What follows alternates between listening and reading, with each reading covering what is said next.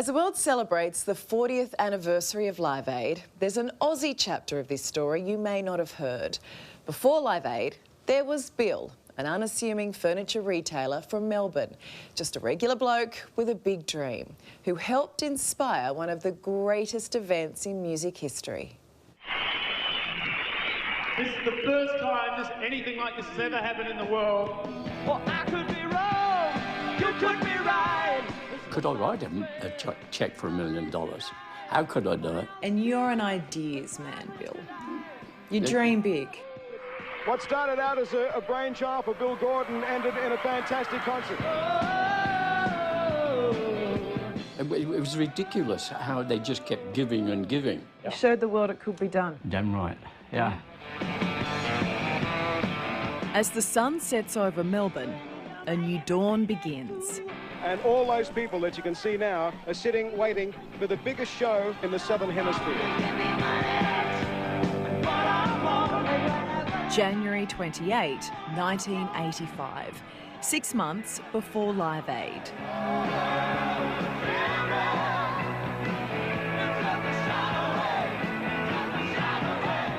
Australia's biggest artists on stage at the Maya Music Bowl for the East African Tragedy Concert.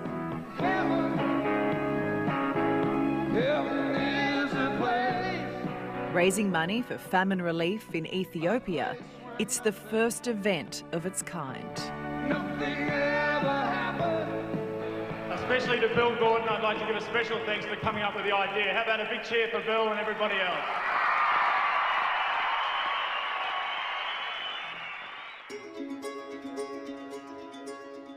The man behind the concert has always been happy to stay in the shadows. But Bill Gordon's story is too good not to share, and it's too important. And let's hope the whole world takes an example from us today and helps feed the world. Thank you. Thank you very much, Brad. Bill, I reckon pretty much everyone's heard of Live Aid, but they may not know the story of the unassuming Aussie who may have helped inspire it. Probably, I'd agree with you. It's, I chose not to push myself into the limelight because, quite honestly, I'm finding this difficult. And guess what? You're not getting your way today, are you? We're talking about you, Bill. I know. There's a crowd of family here supporting and saying, go for it, Dad.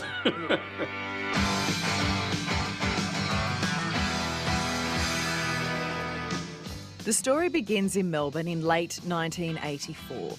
The fashion was great, the music even better. But on the other side of the world, a humanitarian disaster was unfolding. This place, say workers here, is the closest thing to hell on earth. It was this report on the famine in Ethiopia that opened the eyes of millions. For a then 45-year-old Bill Gordon, it was impossible to ignore.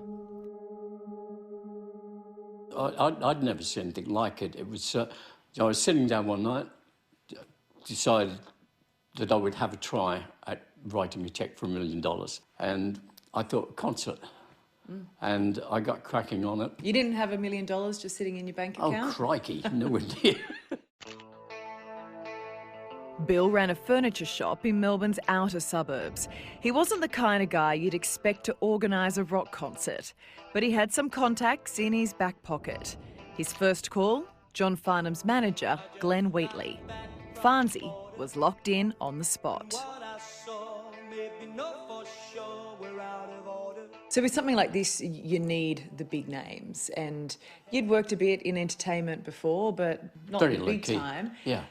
But then when you reach out to a couple of key people, all of a sudden, those names, I know. they came on board. Like, Yeah, there's just one after another. Once the thing started rolling, the others wanted to be in it.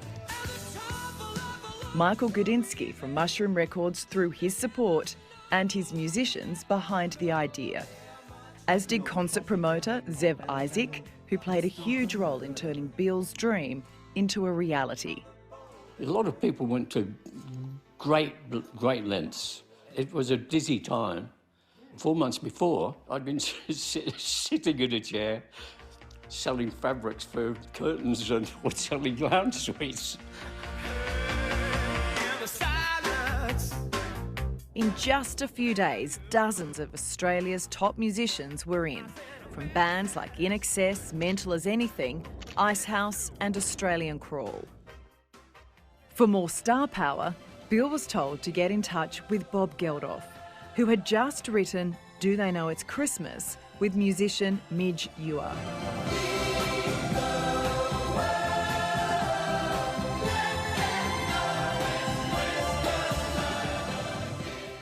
And I said, who's Bob Geldof? You didn't. Well, I'd never heard of him. It's and she said, you know the song I Don't Like Monday or Friday? Monday. Bob couldn't be there in person, but Midge agreed to headline the show. Could you believe that here you are, you run your furniture company in Victoria, but all of a sudden you're talking to the Prime Minister, you're talking to all the movers and shakers in the entertainment industry in Australia, and they're all taking your call? Yeah. Look, I did, but because, I don't know, it doesn't worry me. Well, it wasn't about you, was it? No. It was about No. what you were raising money for. I knew what I was there for.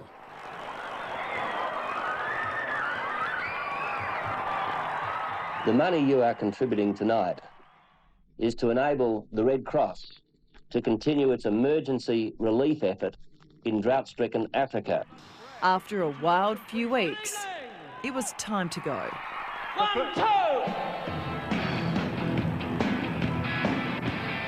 To look around the bowl and see 20,000 people, what was that like?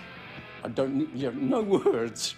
It was just something that was ethereal, surreal. Ain't nobody gonna steal this heart away. As the music played, money was made. Channel 9 running a telethon alongside the concert. What do you want? When do you want them? Now! Exciting, isn't it? Ringing phones. Yes, keep those phones ringing. Please support the Eat Appeal. It's a wonderful thing that you're doing, and everybody got to eat. And Michael Hutchins from In Excess. Celebrity appearances kept the momentum going. Keep it going, keep the phones ringing.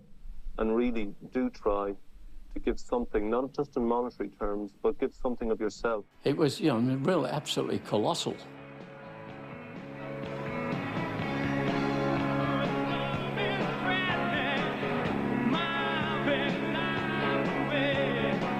All the stars aligned that night. At the same time, the biggest global names were in Los Angeles, recording We Are the World.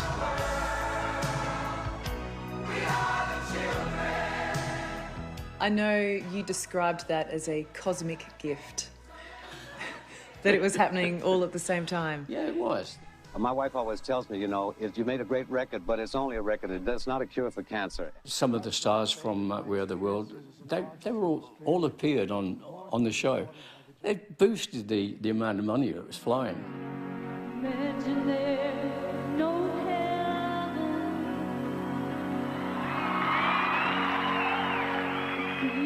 My favourite performance was by a young girl named Sharon O'Neill. It was a night that I thought a bit unimaginable, but like Lennon's Imagine. So I managed to imagine something, and it worked.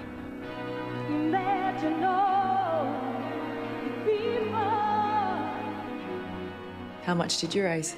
Well, it was 1.2 million on that night. Yeah. How good is people power? Yeah.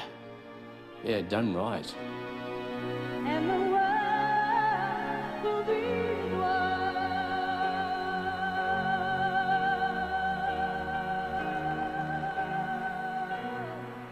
I'm so keen to check out all of your memorabilia, Bill.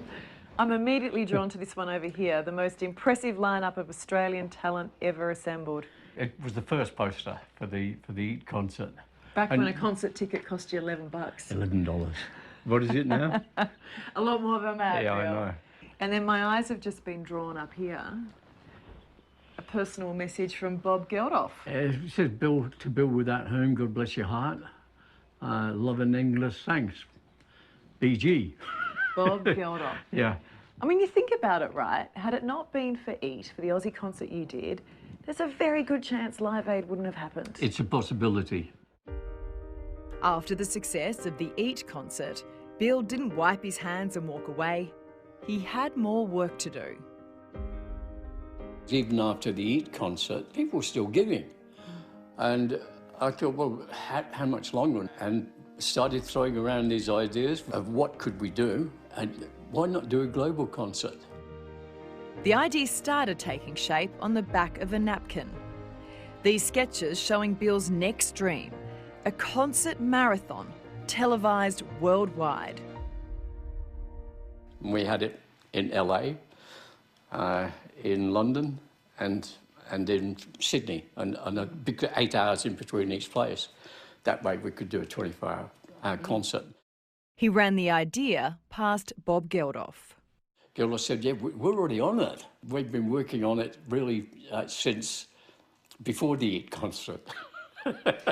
Whatever. Yeah, whatever, Bob. He nicked your idea and made it his own. he's good at it, but Geldof says, you know, you can think about something, but doing it is another thing. And he did it. Although the idea of a concert was in Geldof's mind, Bill helped plant the seed for this global event, which grew to become Live Aid.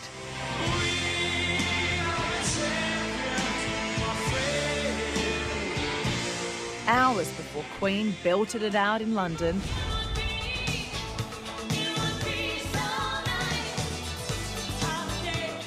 and Madonna hit the stage in Philly, Australian Crawl, Men at Work, In Excess and other big-name Aussie bands were performing in Sydney at the Oz for Africa concert.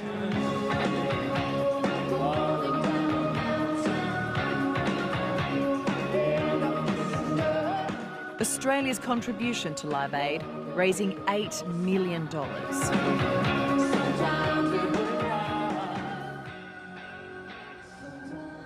It feels quite magical. I can feel the energy here still. I can feel the people. Back at the Maya Music Bowl 40 years later, all the memories come flooding back. I was down there and sitting in the audience at times thinking, are we going to make $1 million?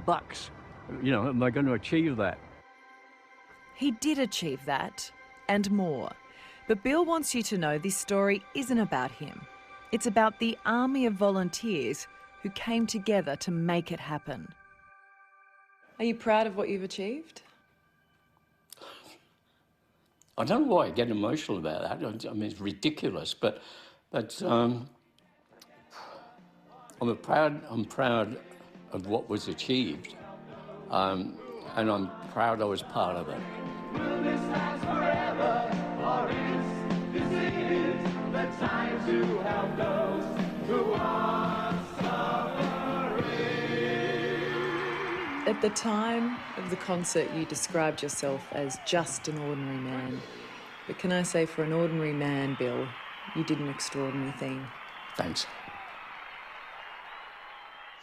Good on you, Bill. And I know you were nervous about all the attention, but I hope you're feeling proud.